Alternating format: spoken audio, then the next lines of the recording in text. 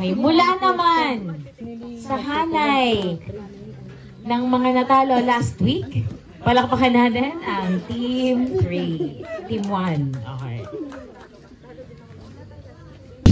1, 2, 3, and action.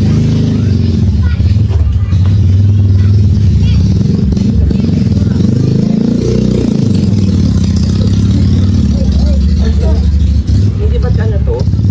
Wait, nakita niyo na ba to? Ay, oo, yung sa ano, yung din ba yun sa Tarlac City? Ano ginagawa daw? Golf course. Yes, golf course. May ligaw sa Golf course? I like golf course. Nakita mo ba itong TikTok challenge na to? Oo naman, hindi naman tayo nahuhuli dyan. Parang ang cute. Parang dapat gawin natin mamaya at i-upload natin sa page natin. Gusto ko yan. Yes, gawin yan. Breaking news! Magandang balita ito para sa mga nakikinig. Ayon sa report, merong bagong golf course ni Tatay sa Tarlac. Ito ay makapagbigay ng libo-libong trabaho sa mga Pilipino.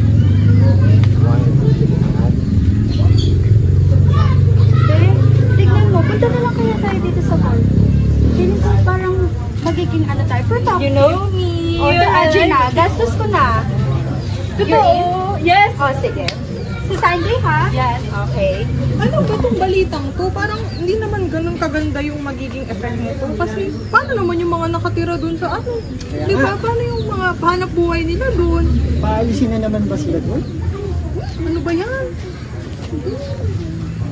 Hello mga komyu! Alam niyo ba na meron tayong isang AITA Learning Center sa Tarlac? At linggo-linggo tayo nagtatawag ng mga gusto maging volunteer teachers. Kung gusto ninyong malaman kung bakit gustong matuto ng mga katutubo, tara sa komyu!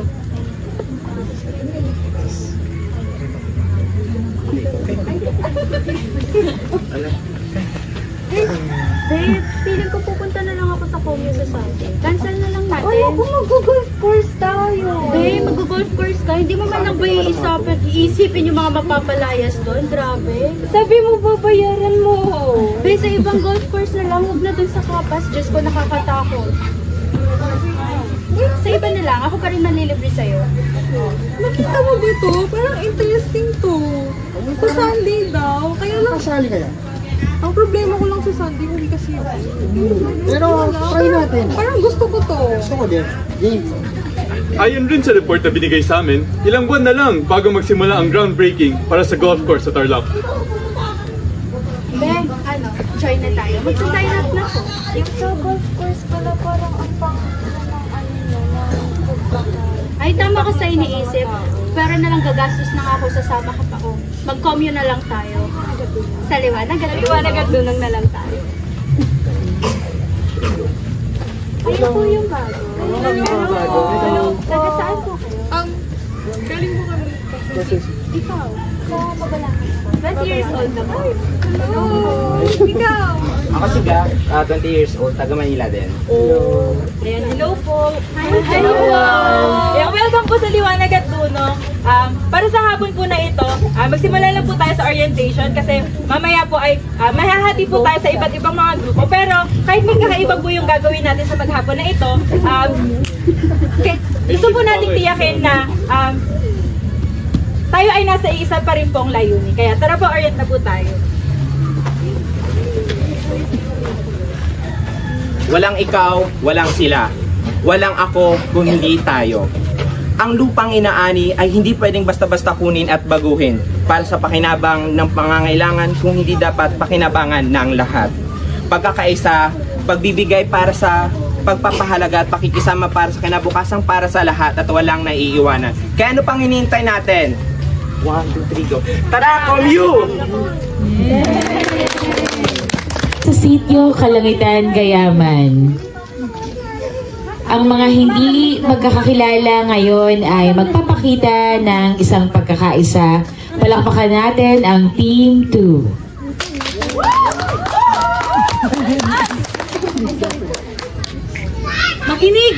Makinig sa kwento.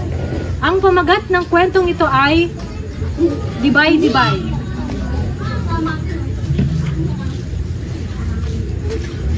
May 5 individual na may kanya-kanyang buhay at gawain sa isang linggo. Lunes, Si Gianna, isang busy HR ng isang IT company sa Ortigas. Hi, payroll na naman. Martes, si Kim, isang pagod na Comsci student mula pa sa Tarlac State University. Grabe namang thesis to. Ang daming error. Kailan kaya matatapos to? Miyerkules, si Bridget, isang pasukuna na civil engineering student. Ano ba yan? Ang daming pinapagawa, ang daming pinapasab. Di ko pa alam yung gagawin dito. Webes, si Kyle, isang burned out na mag-aaral ng broadcasting. Ano ba yan? Ang pangit naman ng shot. Biyernes, si Teacher Leia, isang overloaded na teacher sa Quezon City. Uy, bakit lumalabas yung mga bat? Guys, may quiz pa tayo. Oh my God. Ang 5 individual na ito na nanggaling sa iba't ibang pangkat, larangan at lugar ay pinagtagpo ng kanilang iisang hangarin. Dito yung dalawa. Ito na po kami. Okay. Ayun. Hello po, magandang umaga po sa inyong lahat. Paano niyo po nalaman yung... Ay, hindi. Welcome to Liwanag at Dunong muna bago ang lahat. Paano niyo po nakilala o nalaman niyo Liwanag at Dunong? Sa post po ng social media. Sa Facebook. Kaya ate. Ako po yung kaibigan ko po ni-recommend. Pinimpitahan po kami.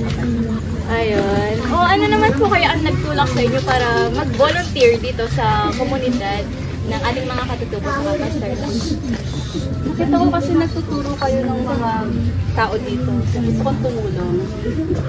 Ayan po, bilang teacher din po ako, gusto kong ilaan yung mga student para makatulong sa community. Ayan, maraming salamat po. So ngayong araw po ay kahit iisa po yung ating layunin dito ay maghahati-hati po tayo sa iba't ibang task or parte na gagawin dito sa buong araw natin sa komunidad. Ate, dahil ikaw ay isang guro, ikaw ay ating i-assign sa Team Dunong. Dito ay tuturuan natin ang ating mga elders or ang ating mga katutubo nanay, tatay sa pagbabasa, pagsusulat at pagmamad. Ayan. Ate, ikaw dahil ikaw ay isang photographer or journalist, ikaw ay i-assign ko sa Team Docu bilang magiging tagapagkuha ng larawan, taga-video ng mga kaganapan dito sa komunidad. At ate, dahil ikaw ay isang passionate na tao, ay i-assign kita sa Team Kabataan. Dito naman ay mas hinahasan natin yung mga bata na sumunod sa mga tamang gawain at pag-enhance sa kanilang mga core values. At ate, ikaw ay i-assign ko sa Team Liwanag. Dito ang aming mga teenagers na hinahasa sa edukasyon na nakalinya sa kanilang mga edad. Ayan, tuwing linggo, ang busy ay nagiging bukas palad, ang pagod ay nagiging passionate, at ang overloaded ay nagiging mapagpalaya. Hawak ang misyon na makiisa sa isang layunin, may sulong ang pantay na edukasyon at kaunlaran para sa lahat.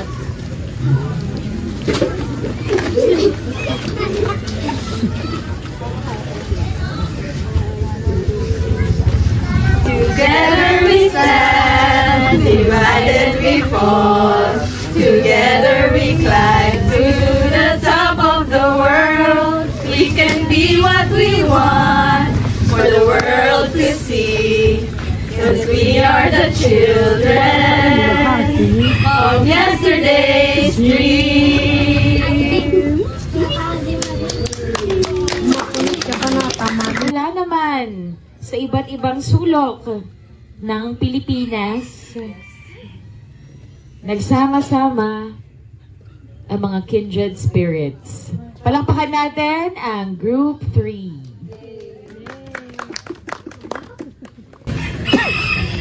Ang init, tirik yung araw. Ang sarap magtanim. Sige. Division! Division! Parang ang hirap naman nun parang isa na naman pinag-aaralan nun. Pero kung papansinin nyo, division. Di na naman natin napapansin pero parang pinag-ihiwalay-hiwalay na naman tayo. Di man natin napapansin, meron na namang nag-aaligid napag-divide tayo sa ating komunidad. Uy! Parang napaka-edukado ng mga tao to ah. Ang ganda ng komunidad nyo. Ang ganda ng lupa nyo. May sarili siguro kayong kultura, no? Pero alam nyo, wala. Parang mas pipiliin ko yung sa akin, mas pipiliin ko yung mga tao ko. Parang ganda kasi ng lupa eh. Gandang tayuan ng daan. Gandang tayuan ng mga malalaking building. Alam nyo, sa akin na lang itong lupang to. Alam nyo, sa mga nino namin to. Dito kayo. Ito yung titulo, ito pwede nyo naman pirmahan. Mababasa nyo. Alam ko ibig sabihin na to kasi marunong ako magbasa. So hindi pwede to. Lupa ng mga ninong namin to. Wala ako magagawa. Tapon mo yan. Sunugin mo yan. Uy, parang merong pwedeng lapitan dito. Uy, alam nyo ba pag pinirmahan nyo to? Hindi pwede. Alam ko, magaganda ang ano nyo, gaganda ang lupa nyo, gaganda ang komunidad nyo. Magkakaroon kayo ng biyaya sa amin, bibigyan ko kayo ng mga bibigyan ko kayo ng mga sakyan, mga ganyan, mga pagkain. Wala na kayong po problemahin, kaya pirmahan nyo lang to. Ano nakakasiguro doon na tambahan yung sinasabi? Basahin nyo lang to, alam ko. Nandito lahat, giginhawa ang inyong buhay. Pirmahan nyo na.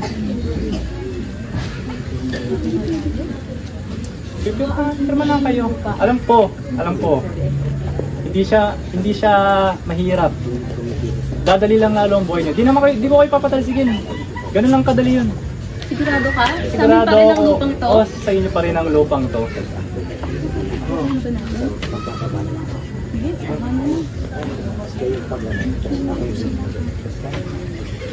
Ayan, napakaganda naman ng pirma nyo. Pero alam nyo ba, dahil nagpauto naman kayo, alam ko, edukado kayo, pero minsan hindi nyo maiwasan sa mga taong naluloko kagaya namin. Kaya ngayon, napirmahan nyo na sa amin ng lupa nyo, umalis na kayo dito. Hindi pwede! Umalis na kayo dito, wala na kayong magagawa.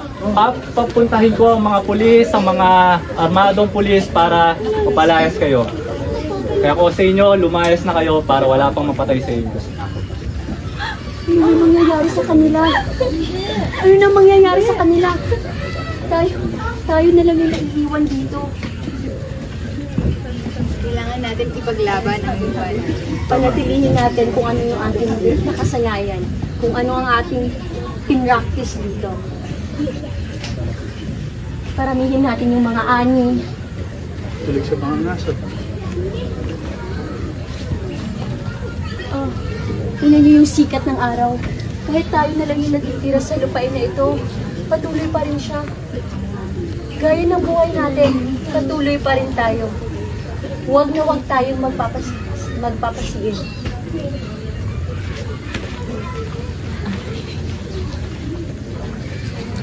Wala na ang ating dating buhay. Wala na ang ating lupa. Wala na rin ang ating komunidad. Bagamat kahit ang edukasyon ay napakahalaga, ito ay napakahalaga upang ipaglaban ang ating mga karapatan.